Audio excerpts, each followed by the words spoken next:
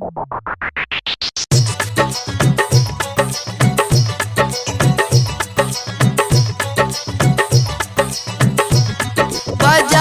तोहर बाजा लखीमपुर की रियाजा।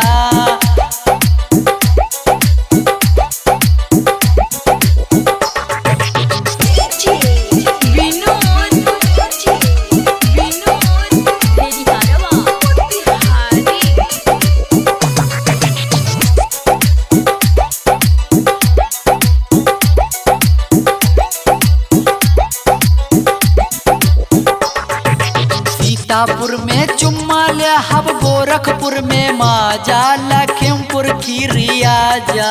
लखीमपुर की रियाजा। सीतापुर में चुम्मा ले हब गोरखपुर में माजा लखीमपुर की रियाजा। बजाइब तोहर बाजा लखीमपुर की रियाजा। बजाइब तोहर बाजा लखीमपुर की रियाजा।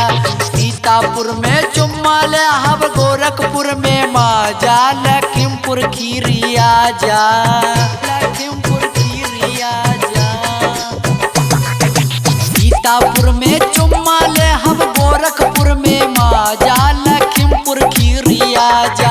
बजाइब तोहर बाजा लखीमपुर की रियाजा।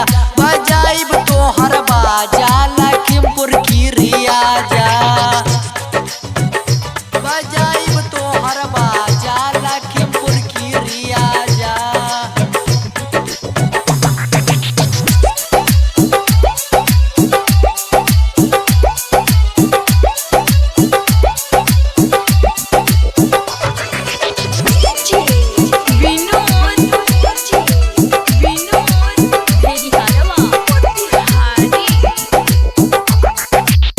अलीगढ़ बजरिया तोहके आगर घुमाइब हो।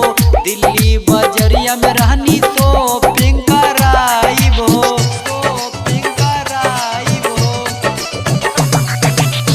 अलीगंज बजरिया तोहके आगर घुमाइब हो।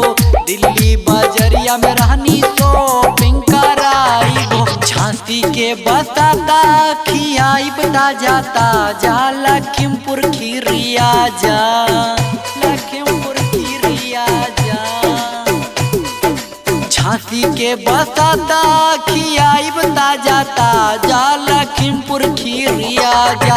बजाइब तोहर बाजा लखीमपुर की रियाजा। बजाइब तोहर बाजा लखीमपुर की रियाजा। बजाइब तोहर बाजा लखीमपुर की रियाजा।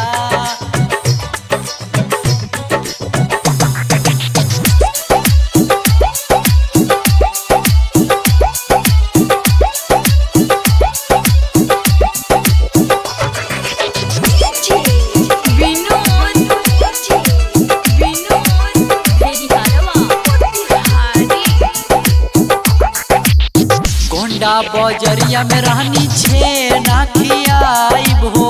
बहरज बजरिया में रहनी तोहा के घुमाइब हो। तोहा के घुमाइब हो।